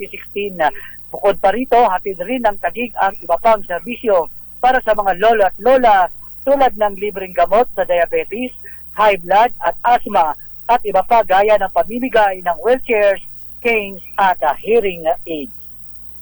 Mula sa Kunanan sa Pilipinas, DCRH. Ako si Noche Kakasol, tuloy sa pagbabalita, tuloy-tuloy sa serbisyo. Sama-sama tayo, Pilipino. Maraming salamat,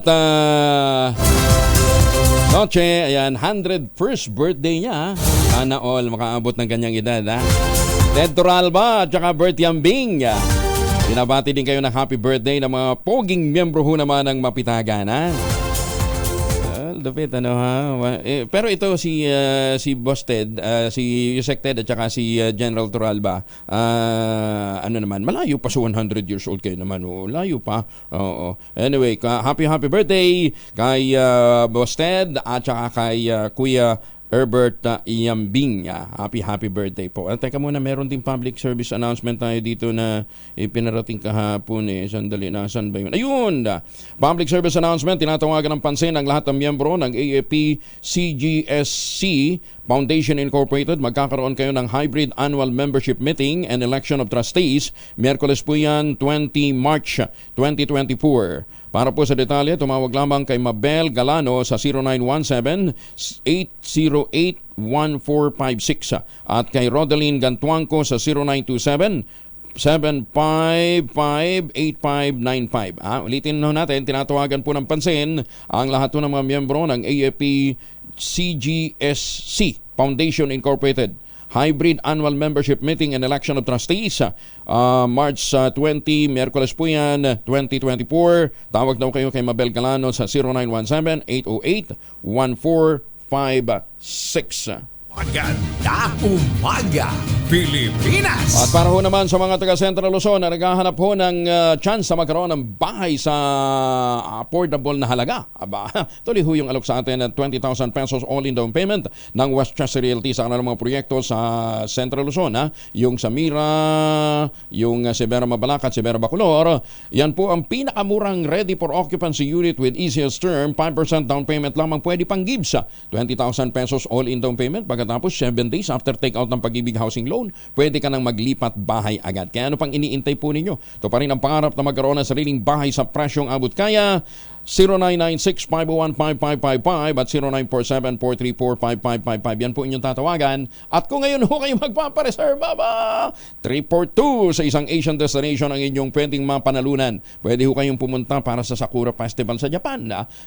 Pero kinakailangan manalo kayo dun sa, tumama yung dart nyo, dun sa intended area na gusto nyong puntahan. So anumang Asian destination, ang babagsakan ng inyong dart, yun ang inyong mapupuntahan. Ulitin natin 0996-501-5555 at 0947-434-5555. Magandang umaga po kay Mayor Senny Mendoza ng Talisay, Batangas. At masukin natin dyan sa Bulacan. Congressman Ador Plato, thank you sa inyong patuloy na pagmamalasakit para mapanatiling masigla ang watershed po ng Angat at ng Norsagaray. Ang kanila pong pagtatanim ng kawayan dyan sa may Ipo Dam. Salamat po. Umaasa naman ang chairperson ng House Committee on Legislative Franchises na si Parañaque City Representative Gaston Bunting haharap ang tele-evangelist na si Pastor Apollo Kibuloy sa Kamara de Representantes. Naniniwala si Bunting na ang pagharap ni Kibuloy sa Kamara ay katapat ng pagiging maluwag ng komite sa kanya. Sa isang press conference, sinabi nito ng Bunting, lahat ng luwag ibibigay nila kay Pastor Kibuloy sa 5 buwang pagdinig na nagsimula pa noong Nobyembre ng nakaraang taon. Noong Martes, nagdesisyon ng komite nitong Bunting na i-cite for contempt si Kibuloy. Inatasan ng House Sergeant at Arms na dalhin ang pastor sa Kamara matapos na hindi dumalo sa pagdinig kahit na nagpalabas na sila ng subpina. Bibigyan naman ng due process ng Kamara de Representantes si Pastor Kibuloy sa gagawing pagdinig ng House Committee on Legislative Franchises.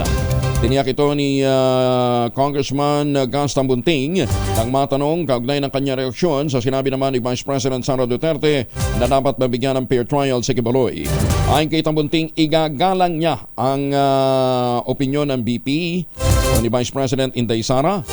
Ngunit ang pinag-uusapan sa Kamara ay prangkisa ng SMNI na ibinigay din ng Kongreso, kaya ang Kongreso rin ang maaaring bumawi nito. Nagsasagawa ng investigasyon ang Legislative Franchises Committee kaugnay ng paglamag ng Sunshine Media Network International na ang pinaniniwalaang beneficial owner ay si Kibuloy. Hindi umano dapat gamitin ang pangalan ng Diyos sa mga rally na ang isinusulong ay political o personal na interes. Kasabay ito ng pagrekomenda ni Aklan 2nd District Representative Teodoro Haresco, itigil muna ang political rally kasama ang prayer rally hanggang sa election period dahil sa masyado pang maaga ang pamumulitika para naman sa midterm election sa 2025. Sa isang press conference, sinagit ni Haresco ang tanong kaugnay ng prayer rally na inorganisa ng mga taga-suporta ng religious leader na si Apollo Kibuloy sa Maynila na kung isa ba itong demonstrasyon o na naging isang demonstrasyon laban sa pamahalaan. Dahil 85 taon na ang kauna-unahan sa Pilipinas at ang MBC mas gumanda na, mas pinalakas at mas pinalawak pa ang pamimigay ng ating papremyo. Ito ang DZRH Mas Malakas promo kung saan pag naabutan namin kayong malakas ang nakikinig o nanonood sa DZRH ay mananalo ka ng instant 1,000 pesos at may kasama pang grocery bag ng DZRH. So ano pang hinihintay ninyo? Tutok na sa nangunguna kauna-unahang radyo sa buong Pilipinas, DZRH. Una sa Pilipinas, una sa Pilipino. Iwanan muna natin politika, mamigay tayo ng pera kasama si Sherwin Alparo. Sherwin, nasan ka ngayon?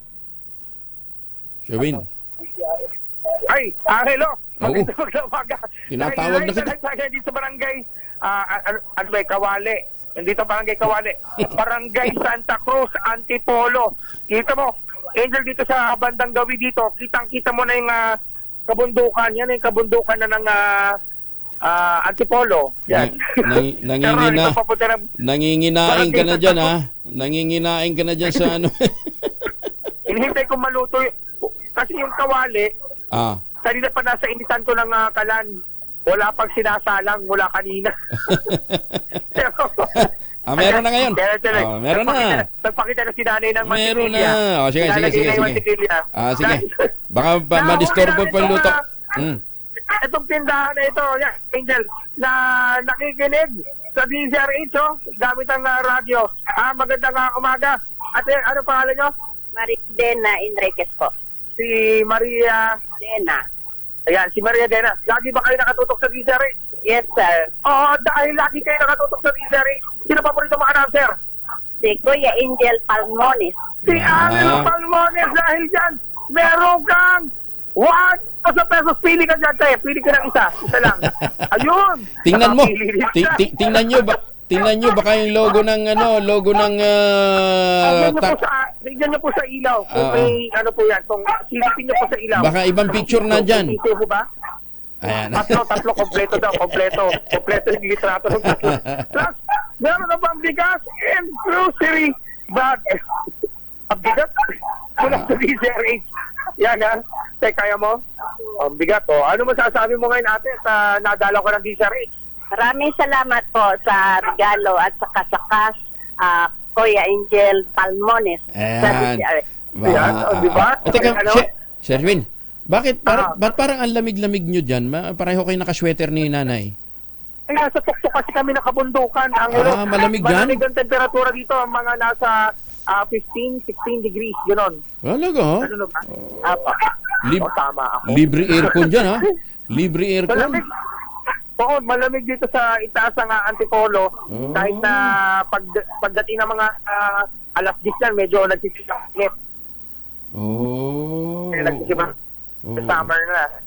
Ay, Polo.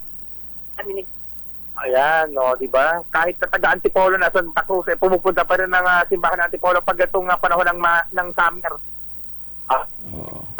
Nako, kaya naman, pagkaitabay ng ating mga kababayan, baka kayo ang susunod nating winner sa DZRH Mas Malakas promo. Ako naman ang number 6. Nawawala si Sherwin. Nawawala ka. Yan, nawawala ka, napuputol yung signal mo eh. May aso kasi. May aso. Siya. Sige.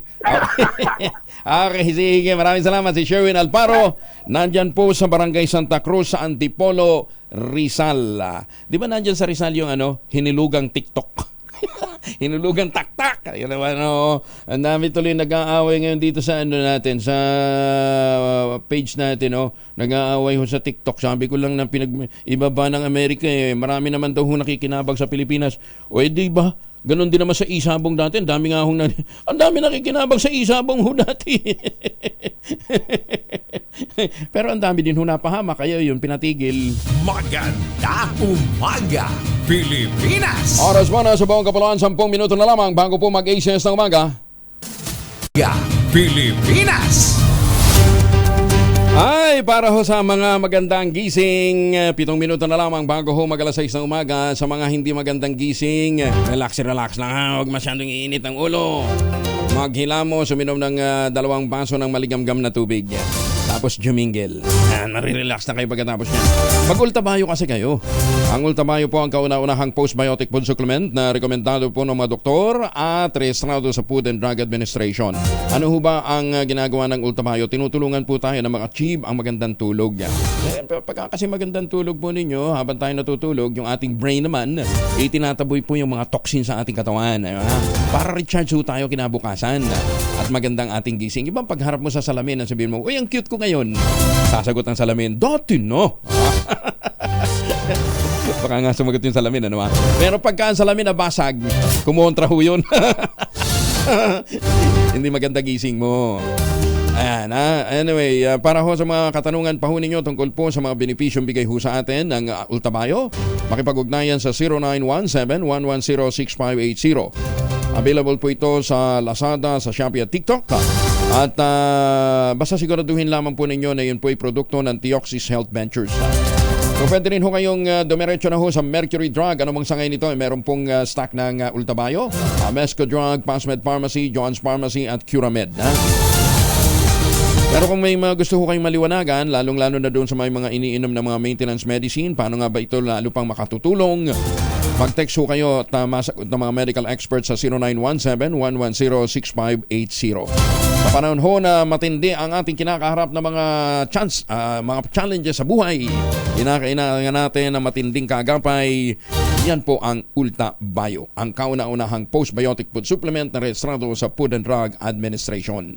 Isang miyembro ng Communist Terrorist Group sumuko naman sa Pudtul, Apayao. Detalye ng balita mula kay Romy Gonzalez, RH41, ay Magdabigat. Romy.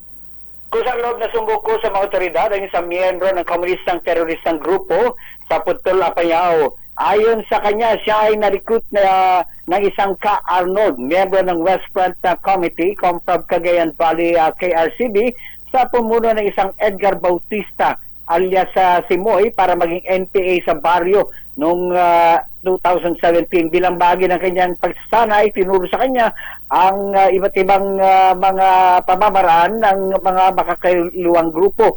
Siya ay naging aktibong sumusuporta sa nasabing grupo bilang tagapagtustos ng pagkain at courier at kumikilos bilang espiya ng NPA hanggang makatakas siya sa makakaliwang grupo noong 2019 at nagtago sa Aurora, Pudtul, Apayao. Samantala, naging matagumpay ang pagsuko ng ang dating rebelde dahil sa pagsisikap at serya ng negosasyong isinagawa ng mga intelligence ng Pudtul Municipal Police Station, katuwang ang mga tawa ng Provincial Intelligence Unit Apayao at ng Regional Intelligence Division ng Cordillera Region at maging ng Philippine Army at Local Government Unit ng Pudtul sa lalawigan ng Apayao. Romy?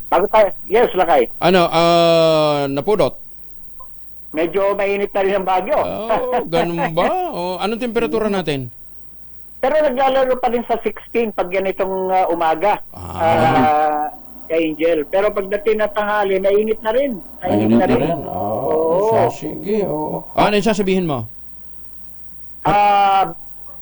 Belated, happy birthday pala kay dating Abra Governor Takip Garsanin. Ay, oo. Ano to? Kaano-ano siya ni Ies? Kapatid. Kapatid ni Executive Secretary Lucas Bersamin, yung kaibigan po natin. Taga ano yan taga Abra. Bangged. Karubami. Kapitbahay namin sa Zone 7 sa Bangged. Sige. Sino bang mayor ng Bangged ngayon? Si Manang Mila Valera. Si Manang Mila. Tapos sa Piligan. Sa Piligan, yung anak niya, Domino Valera. Talaga ha? Sila ha? yung governor, asawa niya, si Governor Dominic. Yung vice governor, anak niya, si Joy Bernos.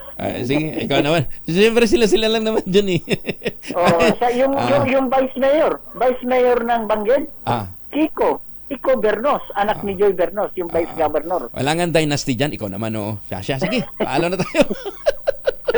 Yan muna, latest update sa Cordillera Region para sa kauna-unahan sa Pilipinas, DZRH. Ito si Romy Gonzalez, tuloy-tuloy sa pagbabalita, tuloy-tuloy sa serbisyo, sama-sama tayo, Pilipino. Maraming salamat, Romy. John Stiagina. At yan po ang kabuuan ng ating pong talakay ngayong araw nito. Ay, malapit na rin palang birthday ni Kaador, ha? March 21. Si Kaador Plato, si Mayor Sene Mendoza naman, March 26. Binabati kayo ng inyong kumare. Aga mo naman bumati, Malu Cabral, ha? Maganda umaga, Pilipinas! Susunod na po ang 2x2 at ang ACS Balita. Kuya Angel po, siya ang Alparmonas, nag-iiwan sa inyo na isang magandang umaga. Maraming salamat sa inyo walang sawang pagsubaybay, pakikinig at pagtitiwala. Sabi po ni Mang Segundo, sabi niya, sa South Cotabato, meron pa rin isabong. Hala, General Acorda, meron pa rin daw pong isabong sa, saan to? Coronadal. Paano po? Ang ating quote of the day ngayong araw nito ay mula po kay Voltaire. Ang sabi niya, the comfort of the rich depends on the abundant supply of the poor. Jerry Bahat, Anthony Taberna, Diyos Wild sa 2x2. Isang minuto na lamang bago mag-ACS ng umaga.